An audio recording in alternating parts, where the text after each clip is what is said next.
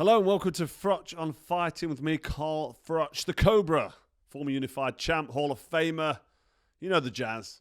There's lots to get into. There's lots going off in the boxing world. Last night, Leigh Wood and Josh Warrington came together again. Mario Barios took on Ryan Garcia, and Eddie Hearn and Conor Benn part company. Conor Benn has left Matchroom, and that's why a lot of people will be tuning in today to hear what I've got to say about that. But first, I want to start with Josh Warrington and Leigh Wood. Good fight, really. I enjoyed it. Leigh Wood dominated behind the jab. I was at Nottingham, my home, the place where I became British champion, world champion, many defences and many big nights. And last night was a great night because the place was packed again. And the first fight between Leigh Wood and Josh Warrington was actually bit more of an entertaining fight because it was Leigh Wood on the end of on the end of big shots, walking into shots on his back foot, almost getting knocked down. I don't think he ever touched the canvas, but when we thought it was all over for Leigh because he took too many shots and it was closing on the final rounds, he managed to turn it round and get the stoppage. He snatched victory from the jaws of defeat there against Josh Warrington. We thought the rematch was going to be similar, but actually Leigh Wood just dominated. It was nice to be back in Nottingham. Getting to that, I was with my son Rocco. Got a lot of love, a lot of fans. Everybody was asking me about Big John Fury, the fighting man. Something might actually be evolving with that in the background, but we might get into that later. But let's see what transpires. Back to Leigh Wood, Josh Warrington. Good fight, enjoyed it. Leigh Wood dominated, did what he had to do to get his hand raised. It was very much of the same from round 1 to round 12. Leigh Wood came out, dominated behind the jab. He opted to stay in the southpaw position all night from round 1 to round 12. I did actually say to him off camera the other day, I don't think I said it when I give him the interview, I'd rather see you in orthodox position rather than the southpaw. So he shut me up because he dominated behind that low guard in the southpaw position, just flicking his jab out nicely. The jab is a bit of a measuring stick for Leigh Wood. He's looking for that left to the body or that left uppercut or left hook, and he throws it in well. And Josh Warrington was walking into shots pretty much all night. Leigh was on his back foot and counter-punching. Josh couldn't get anything going. I feel like Josh Warrington wasn't really at the races. In the last round, he stepped on it, made it messy, made it awkward for Leigh, and that's probably what needed to happen by about round 5 or 6 when he realised he was getting outboxed. But he never really got going. Like I say, I don't want to take anything away from Leigh's performance because it was a dominating, fantastic performance. It did a job, and he got the win, and that's what the most important thing is. But Josh Warrington, I would have expected a bit more. Maybe he's getting a bit long in the tooth now. Maybe he's we know he's towards the end of his career. Maybe that's his last fight because he didn't look motivated. He didn't seem confident to come forward. Maybe the first fight where he got splattered in the closing of the fight, he got hit with 3 or 4 shots on the way down, so he knows Leigh Wood can punch. And maybe that's what kept him back. But I think it was the ring rust, the inactivity, and maybe the desire and the ambition because he had a nice tight guard. He looked like he was in shape. He was coming forward, slipping, sliding, trying to get on his front foot, trying to get closer to Leigh. But every time he got close to Leigh, he sort of leaned forward.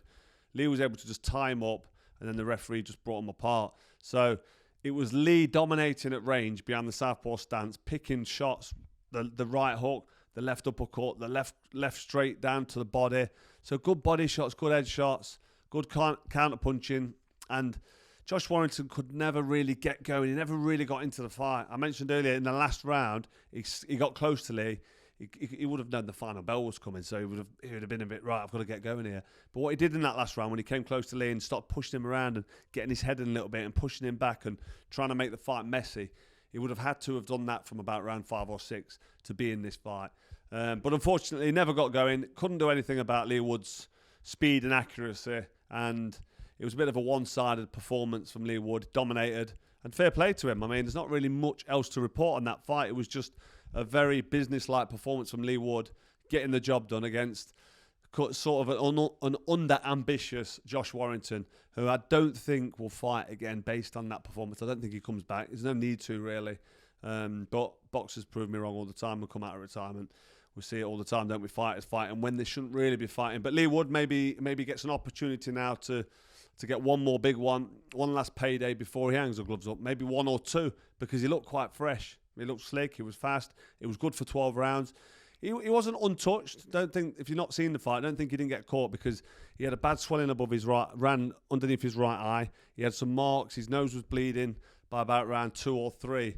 But Josh Warrington did lean him with his head a little bit, and he gets a bit messy up close, and that can cause the damage. But 119, 109 on one of the scorecards, I'm sure it was. I think the closest was like 118, 110. So the score reflects the fight. It was a dominating performance from Leigh Wood. And yeah, maybe steps up for something bigger and better now. And speaking of a dominant performance, Ryan Garcia really did dominate Mario Barios. I mean, from round one, the knockdown came. I thought the fight might be shorter, might be over quick, because Ryan Garcia's got fast hands, like blistering hand speed, and he can punch as well, big puncher.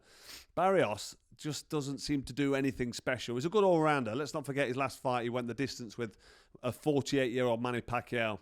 And that kind of shows, if you're struggling against an old man like that, all right, it's Manny Pacquiao, and he's one of the best to do it. Unbelievable fighter. And he's still got quick hands. He's still pretty good, actually, for 48. Reminds me of myself a little bit. If I have to get back in the ring at some stage and just lace them up once more, I reckon I'll be all right. But he went the distance. He got a draw. So you think to yourself, is Barios at that level where he's getting a draw of an old man who's been retired I don't know how many years? And he jumps in with Ryan Garcia, gets flattened in the first round. Nice counter punch from Ryan Garcia. Fast hands, big puncher. And I thought the fight would be over earlier, but actually the fight went 12 rounds. But it was, as I said earlier, a dominant performance from Ryan Garcia. He's flat-footed a little bit sometimes, Ryan Garcia. He stands there waiting for the counter, looking, because he's so quick. He gets away with being able to stand there flat-footed and just have a look. And as soon as his opponent throws a shot, as soon as Barios commits, Ryan Garcia looks for the counter right hook or the counter left straight or the uppercut hook. And he's fast and he's powerful. But this fight went the distance. It was a 12-round.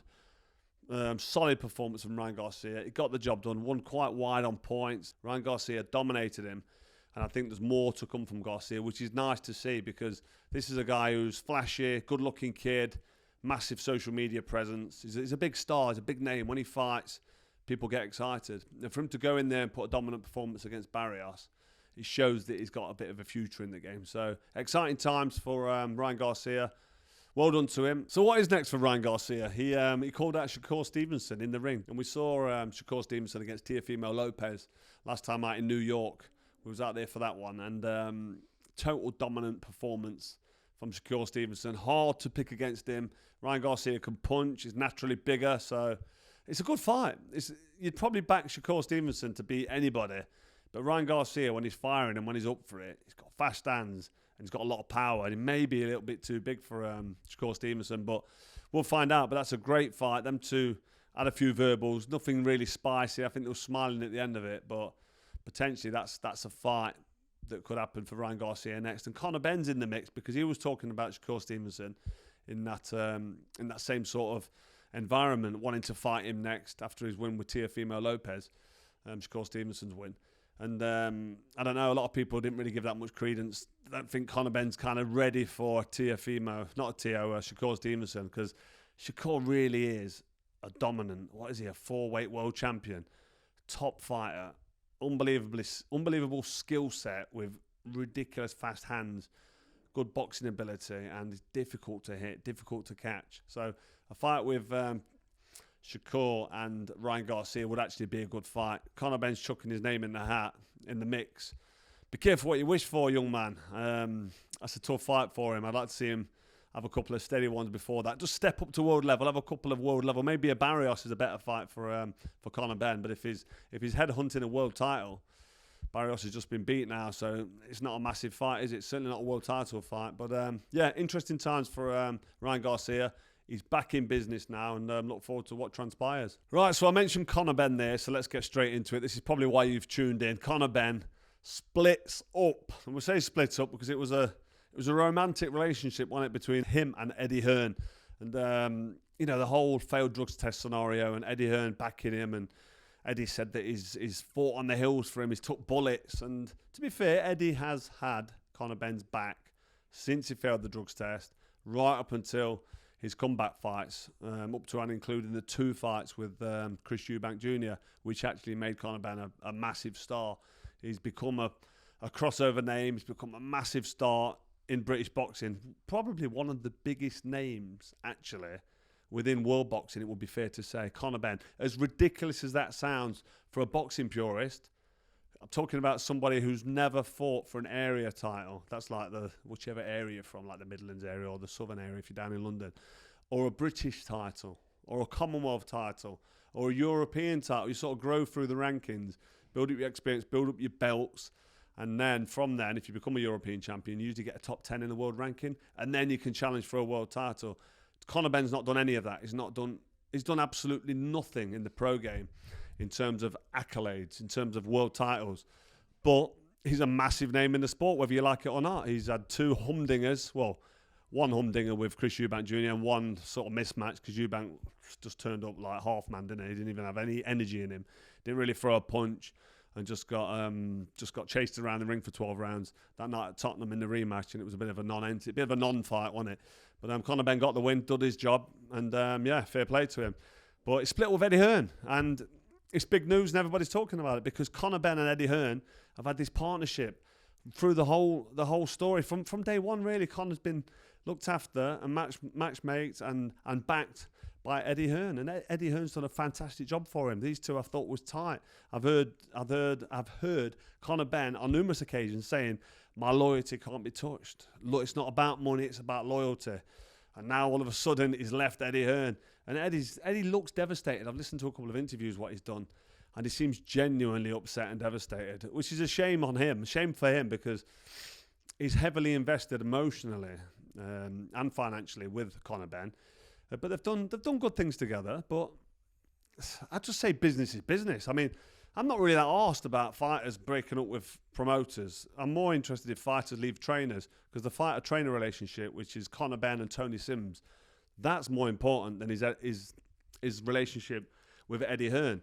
It really is. You know, you've got other promoters out there. You've got Frank Warren. He's joined forces with Dana White, who's a UFC legend. He's a UFC promoter who's now joined forces with Turki Al Sheikh. There's a company called Zuffa Boxing, and this is a new boxing promotion now that are looking at doing different things within boxing. They're going to try and set up some league. I don't know what's happening with that and whether that's going to gain any momentum or get any legs. But at the minute, Zuffa Boxing are going to do proper professional boxing, and they're paying an absurd amount of money to get Conor Benn over. Why they're paying this kind of money? Probably just because, like I said earlier, Conor Benn's a massive name in world boxing. A second element to it might be the fact that Dana White doesn't like Eddie Hearn. He just gives him stick all the time. At any stage he can, he gives Eddie Hearn stick. Eddie Hearn equally reciprocates. He gives him stick back as well. Dana White's just called him a pussy. He's telling him to stop crying about it. Your fighter's left you. Get over it. But that is a bit harsh. Eddie Hearn's been there for Conor Benn. Conor Benn's had a great career with Eddie Hearn, but we don't know what's gone in the background, do we? We can't sit here and just judge and say Conor Benn's out of order, or let's cry a river for Eddie Hearn, because we don't know what's gone off. There's always 3 sides to a story. There'll be Eddie Hearn's version, which will make him look good, make him look like the victim. There'll be Conor Benn's version, which will make him look good and make him look like the victim. And then there'll be the truth. There's always 3 sides to the story. We won't know the truth. We will never find out what's actually gone off. But bottom line is, Conor Benn has said recently he's doing what's right for him and his family. And he's a prize fighter. And I can totally subscribe to that. I totally get beyond that and behind that and say, well, if you're getting paid big money, then you're going to go where the money is. You know, if you're working for Sainsbury's for 50 grand a year as a manager or whatever you have to be doing to earn 50 grand a year, and then Tesco come along and say, I'll give you 70 grand to do the same job, you're not going to stay loyal to Sainsbury's. You're going to move over to Tesco for the bigger money because it's money that these guys are fighting for. It's prize fighting. Dana White did say to Eddie Hearn, you had the opportunity to match it. You didn't match it. You know, so we don't know what's gone off in the background with the business. We know loyalty and boxing and relationships and, you know, just when you're with somebody and you've got their back, like Eddie Hearn's had Conor's back, you do expect loyalty to be the be-all and end-all, but it's not, because the old Bunsen burner takes place, doesn't it? And once that comes into play, then everything goes out the window. Trust me, with every element of business. Like when Eddie Hearn was signed up with Sky Sports and he was getting a big 5-year deal, when he comes to the end of the deal, instead of renewing with Sky Sports, Eddie Hearn went with DAZN because there was more money in it for him. It's just business. It's nothing personal. I'm not really too heavily invested in it, like I've said. I'm not really asked who Conor Benn is promoted by. I just want to see him get the big fights. And I can see it from Eddie Hearn's point of view because he's backed him, he's been there with him. So, yeah, it's not nice. But I can also see it from Conor Benn's point of view. He said he wants to feed his family. He wants to put as much money on the table to sort his family out for the rest of his life. So you can't really argue with it.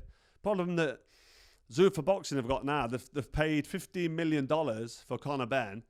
And how good is he? Have they overpaid? Has Dana White got excited and spent $15 million just to piss Eddie Hearn off? Maybe. I don't know what Turki Al Sheikh's part in this is. Maybe the money. But I don't get why they've paid so much money. I'm not giving Conor Benn stick fair play to him as a fighter. Earn as much as you can. The more money you make, the better. The more happy I am for you because you're the one taking the punches. And that first fight with Chris Eubank Jr., by the way, you walked through walls in that fight. You came through hell and you showed me that you actually love this sport and you're determined and you're gritty and you won it. So I've got a lot of respect for Conor Benn and that performance in that first fight with Chris Eubank Jr. He still needs to learn. He still needs to take his time if he's going to step up to world level.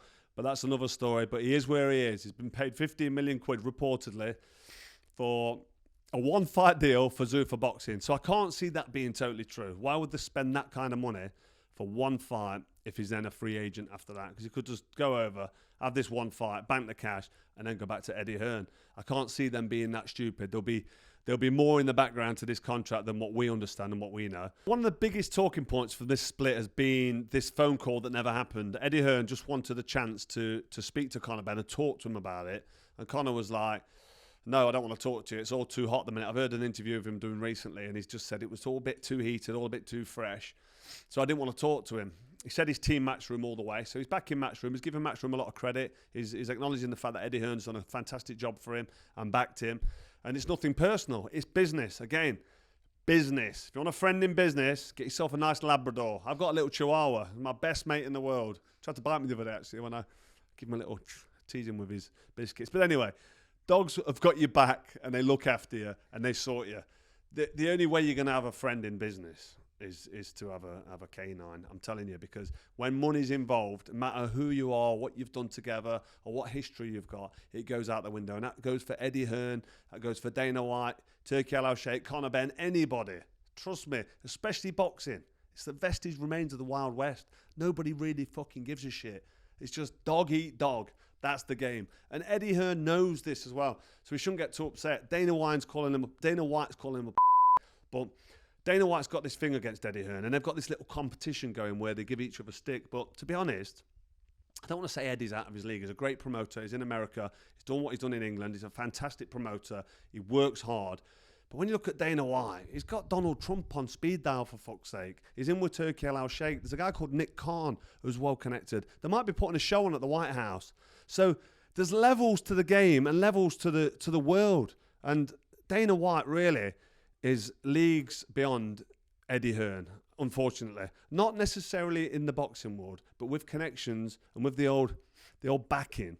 I don't think you can go up against Dana White, especially in the position he's in now. And Conor Benn's obviously seen it and smelt it and tasted it, and he's signed on the dotted line, and he's fucking done one, because he don't want no part of it. So that phone call with Eddie Hearn that didn't go down, I kind of understand why Conor Benn don't want to talk to him yet. He's made his mind up. The decision's done. The contract's probably signed. Why is he going to sit and listen to Eddie Hearn cry him a river? He don't need that, does he? He don't need the negativity. So when the dust has settled, time's a great healer. A couple of months goes by, they'll probably have their meeting and they'll sit down and they'll have a chat and they'll probably be friends again and hopefully they'll have an amicable chat and they'll reach an understanding. And Eddie Hearn knows the game. He understands business. Listen, this is a guy that's inherited a business, Matchroom Sport. He's been gifted or given a lot. He works hard, Eddie does, but he's landed on his feet. He was born into this. He's not really come through any adversity. And some of these other guys, like Dana White, they've come from different upbringings. They're made of different stuff. And Conor Benn is just Conor Benn. At the minute, for me, Conor Benn's not a world beater. He's just a good signing, because I don't say he's not a world beater. Potentially he could be, but he's not shown any level at the minute. His best win is Chris Algieri or Chris Eubank Jr. in that second fight, because he lost the first fight, and that's where he's at.